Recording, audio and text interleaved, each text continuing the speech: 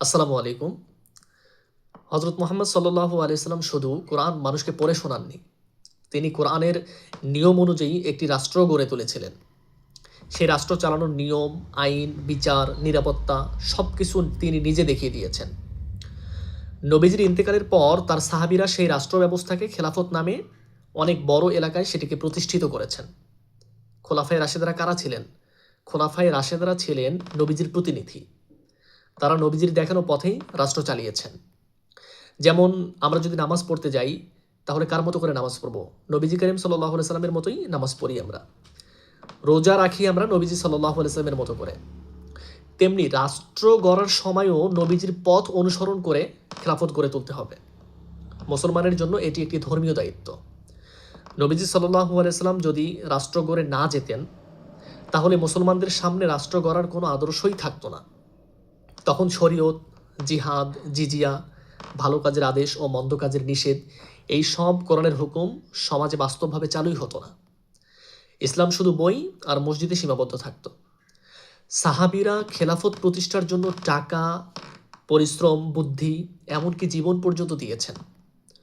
যদি খেলাফত না হতো, তাহলে মুসলমানের সংখ্যা বাড়তো ঠিকই, কিন্তু ইসলাম একটি অসম্পূর্ণ ধর্ম হিসাবেই পরিচিত হতো। তখন ন্যায় বিচার ভিত্তিক ইসলামী সভ্যতাও তৈরি হতো না। ইতিহাসে অনেক নবী এসেছেন, অনেক রাসূল এসেছেন এবং অনেক কিতাবও নাজিল হয়েছে, কিন্তু আমার মতে সবচাইতে যেটা বড় ঘটনা, নবী করিম সাল্লাল্লাহু আলাইহি সাল্লামের জীবদ্দশায় সবচাইতে বড় ঘটনা হচ্ছে রাসূল সাল্লাল্লাহু আলাইহি সাল্লামের ইসলামী রাষ্ট্র প্রতিষ্ঠা।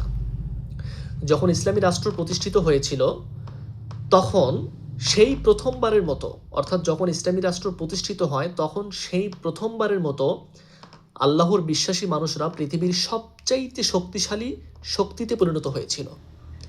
এই রাষ্ট্র থাকার কারণে আল্লাহর আইন শুধু কোরআনের পাতায় ছিল না, বরং সমাজ ও রাষ্ট্রে চালু হয়েছিল। মানুষ খেলাফত ও শরীয়ত রক্ষাকে সবচেয়ে বড় ধর্মীয় দায়িত্ব মনে করত। রাষ্ট্রের সেনাবাহিনী, প্রশাসন, আদালত ও শিক্ষা ব্যবস্থা সব কিছু ইসলামের পক্ষে কাজ করেছে। তো আমি সেদিক থেকে মনে করি আজও এই পথটা সকল মুসলমানের জন্য আদর্শ। যারা নবীজির উম্মত হতে চায়, তাদের সামনে খেলাফত প্রতিষ্ঠা ছাড়া আর কোনো পথ নেই। ইসলামকে শুধু মসজিদ, মাদ্রাসায় সীমাবদ্ধ করা নবীজির সুন্নত নয়। সাহাবীরা শুধু নামাজ, রোজায় সীমাবদ্ধ থাকেননি। তারা শক্তিশালী রাষ্ট্র করেছেন এবং সেই রাষ্ট্র পুরোপুরি ইসলামের নিয়ন্ত্রণে রেখেছেন। ইরাক ও সিরিয়ায় মুসলমানরা দেরিতে হলেও সেই চেষ্টা শুরু করেছে। নবীজির সময়ও ইসলামের শত্রু ছিল। শত্রু এমন একটা জিনিস যা কিয়ামতের আগ পর্যন্ত থাকবে। নবীজি সাল্লাল্লাহু আলাইহি সাল্লামের সময়ও শত্রু ছিল, আরবের কাফের ও ইহুদি গোত্র ছিল। তবে পারস্য ও রোমের মতো বড় সাম্রাজ্যও ছিল। তারা ইসলাম ও খেলাফত কখনোই চাইতো না। তাই তাদের সাথে কি করতে হয়েছে? তাই তাদের সাথে যুদ্ধ করতে হয়েছে। এই যুদ্ধগুলোতে অনেক সাহাবী শহীদও হয়েছেন। তখনকার শয়তানি লোকেরা মারা গিয়েছে ঠিকই, কিন্তু তাদের সেই শয়তানি চিন্তা, তাদের সেই শয়তানি ষড়যন্ত্র আজও বেঁচে আছে।